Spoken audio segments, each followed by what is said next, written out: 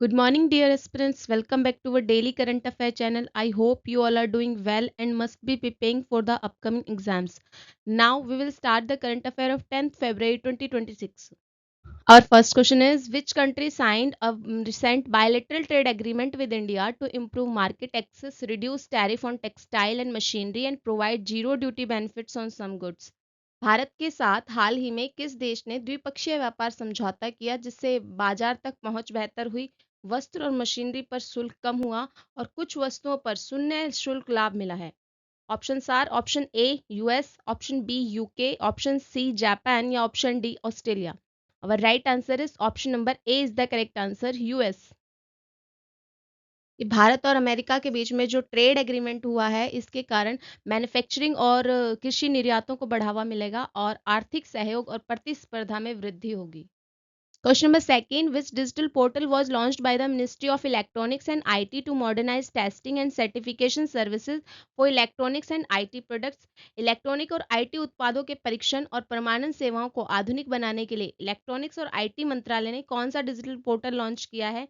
Option A Satya, option B Saral, option C Sampark या option D Pragati. Right answer is option number A is the correct answer, Satya. Satya की अगर हम full form देखें तो क्या होती है? Standardisation,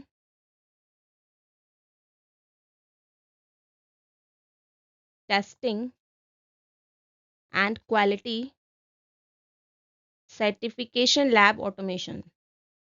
certification lab automation. Satya portal को लॉन्च करने का जो मेन उद्देश्य है वो प्रक्रियाओं को तेज करना, पारदर्शी और व्यवसायों के लिए सरल बनाना है। यह इलेक्ट्रॉनिक्स और आईटी उत्पादों की गुणवत्ता को सुनिश्चित करने में भी मदद करता है। Question number third: what was the India's rank in Network Readiness Index 2025, which measures countries on technology, governance and digital adoption? तकनीकी शासन और डिजिटल अपनाने को मापने के लिए नेटवर्क रेडीनेस इंडेक्स 2025 में इंडिया की रैंक क्या है, हमें ये बताना है। Option are: option A 55th, option B 39th, option C 50th या option D 45th। Right answer is option number D is the correct answer, 45th। जो नेटवर्क रेडीनेस इंडेक्स है, ये सूचकांक हमें बताता है कि हमने देश के विकास के लिए डिजिटल तकनीक को कितना प्रभावी तरीके से यूज़ किया है, जिसमें भारत की रैंक 45th है। और ये भारत की बेहतर रैंकिंग, डिजिटल अवसंरचना, नवाचार और तकनीकी अपनाने में हुई प्रगति को दिखाता है और साथ ही साथ शासन और डिजिटल समावेशन में सुधार को भी दिखाता है। Question number 4: what was the theme of International Epilepsy Day 2026 to promote awareness and inclusion? International Epilepsy Day 2026 की थीम क्या है जिसका मुख्य उद्देश्य अवेयरनेस और इंक्लूजन को बढ़ाना है? Options are: option A epilepsy for all, option B united for neurological health, option C turning stories into action, option D care beyond seizures. Our right answer is option number C is the correct answer, turning stories into action इसकी मुख्य theme है। और ये कब मनाया जाता है ये डे? तो सेकेंड वीक ऑफ फेब। ठीक है, और इसकी जो थीम है ये किस चीज पर सेंटर्ड है? Centred on hashtag epilepsy plus पर ये सेंटर्ड है। ये जो इंटरनेशनल एपिलेप्सी डे 2026 है, इसकी थीम किस चीज़ पर सेंटर्ड है? तो हैशटैग एपिलेप्सी प्लस पर है। और ये पीड़ितों के सहयोग के लिए व्यवहारिक कदम इसमें उठाए जाते हैं और समावेशन, सुरक्षा और जागरूकता को बढ़ाना इसका मुख्य उद्देश्य है। Question number 5: which Indian private aerospace company captured in orbit images of International Space Station using its Earth observation satellite?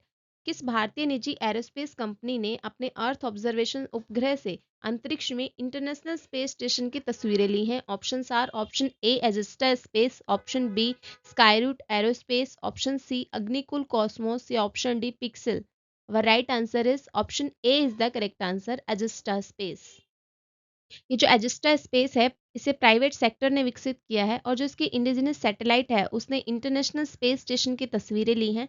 इसमें अंतरिक्ष तकनीक की जो निजी क्षेत्र की जो बढ़ती हुई क्षमता है उसको दिखाया गया है और वैश्विक अंतरिक्ष इकोसिस्टम में भारत की क्या भूमिका है ये भी दर्शाता है।